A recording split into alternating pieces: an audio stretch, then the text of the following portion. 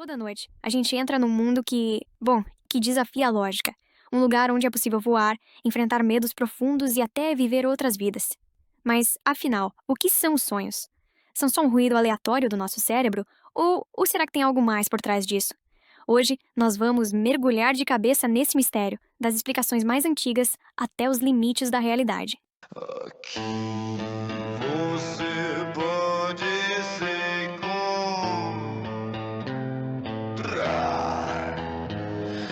mas também pode se perder.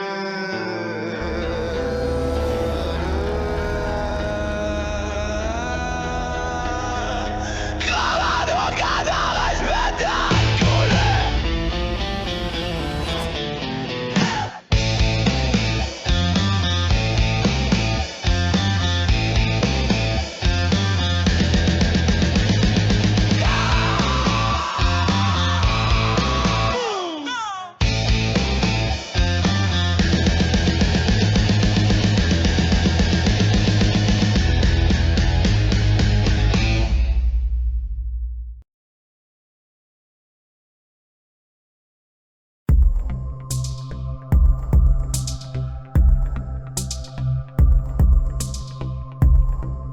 Para começar, olhem só essa citação. Um cientista, alguém totalmente cético, que teve sua visão de mundo virada de cabeça para baixo por causa de um único sonho. Isso já nos joga direto na grande questão de hoje. E se os sonhos forem muito mais do que só atividade cerebral aleatória? E se eles forem, na verdade, portais? Pra gente entender o que a ciência pensa hoje, vamos fazer uma viagem no tempo. Como será que as civilizações antigas explicavam o que acontecia toda vez que a gente fechava os olhos? E a resposta deles vinha na forma de um deus, Hypnos. Para os gregos antigos, adormecer não era um processo do corpo, sabe? Era o trabalho de uma entidade divina, um ser poderoso cuja tarefa era simplesmente trazer o descanso para todo mundo, deuses imortais. E o mais interessante é ver como eles conectavam tudo. O sono, filho da noite e irmão gêmeo da morte. Faz todo sentido se a gente parar para pensar, né? E os filhos dele, os Oniroi, eram os próprios deuses dos sonhos, os responsáveis por trazer todas aquelas visões noturnas para nós.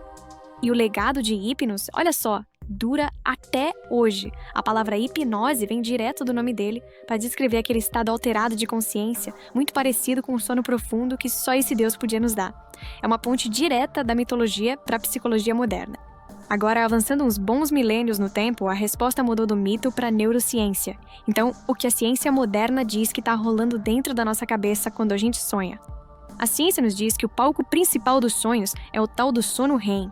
E essa fase é fascinante, é um verdadeiro paradoxo. Enquanto o corpo está lá, paradão, praticamente paralisado, o nosso cérebro está numa festa, com uma atividade elétrica tão intensa quanto a de quando estamos bem acordados. E essa comparação aqui explica de um jeito brilhante por que os sonhos são tão bizarros, tão sem lógica. Dá uma olhada. O nosso centro de lógica, o córtex pré-frontal, dá uma sossegada. Enquanto isso, o centro emocional e o córtex visual estão a 1000 por hora.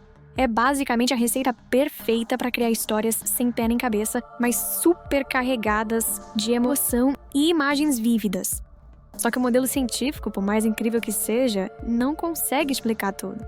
Existem algumas experiências de sonho que simplesmente desafiam o que a gente conhece e nos levam para um território do inexplicável. E aqui a gente entra num dos maiores mistérios: sonhos premonitórios. Será que é possível mesmo que, durante o sono, a nossa consciência consiga dar uma espiada em eventos que ainda nem aconteceram? Um dos casos mais famosos que se tem notícia é o do presidente Abraham Lincoln. Existem relatos históricos de que ele sonhou com o próprio funeral acontecendo na Casa Branca dias antes de ser assassinado.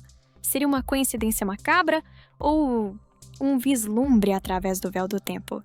E tem mais, um fenômeno que milhares de pessoas no mundo todo relatam: a paralisia do sono.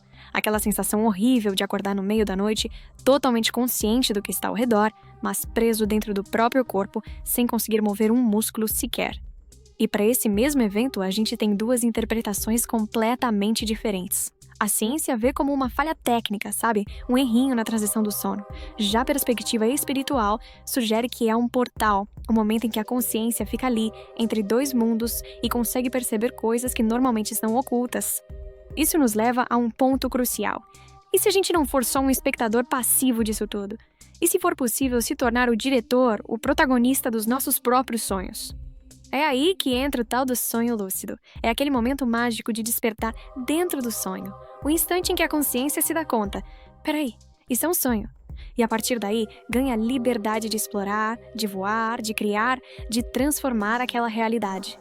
E para quem fica com essa curiosidade, existem técnicas praticadas há séculos para tentar induzir esse estado.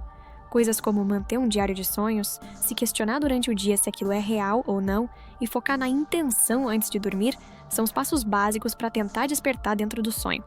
E a ciência talvez tenha uma pista química para esses estados tão intensos. Uma molécula misteriosa que o nosso próprio cérebro produz, a DMT, é liberada durante o sono REM. E ela, que é conhecida por seus efeitos psicodélicos, pode ser a chave biológica para essa sensação super real de outro mundo que alguns sonhos têm. E isso nos leva à ideia mais alucinante de todas, a fronteira final da nossa exploração. E se os sonhos não acontecerem só dentro da nossa cabeça? Pensem nisso. Existem relatos de pessoas que sonham com os mesmos mundos detalhados noite após noite, com geografia consistente, personagens que sempre voltam. Será que a mente está só recriando uma memória? Ou será que a consciência está de fato viajando para um lugar real? E é aqui que a especulação encontra a ciência de ponta. A teoria do multiverso, lá da física quântica, propõe que podem existir infinitas realidades paralelas à nossa. E alguns teóricos sugerem que os sonhos são justamente os momentos em que a nossa consciência, livre do corpo, consegue dar uma escapada e acessar um desses outros universos. E tem ainda a questão do tempo. Há relatos de pessoas que vivem o que parecem ser anos dentro de um único sonho, só para acordar e perceber que passaram poucos minutos. Nesses momentos, a nossa noção de tempo linear, ela simplesmente se desfaz. Então, no fim das contas, o que são os sonhos? Uma mensagem divina? A faxina noturna do cérebro? Um diálogo com o nosso inconsciente? Ou será que são uma janela para outras realidades? A verdade é que a questão continua totalmente em aberto, o que nos deixa com uma última e talvez a mais inquietante reflexão. Se é possível aprender a despertar dentro de um sonho, quem garante que esta vida, a que chamamos de real, não seja apenas um outro sonho? Um sonho talvez mais persistente, do qual a gente ainda não despertou. Fica aí o pensamento para a próxima vez que fecharem os olhos. Até a próxima!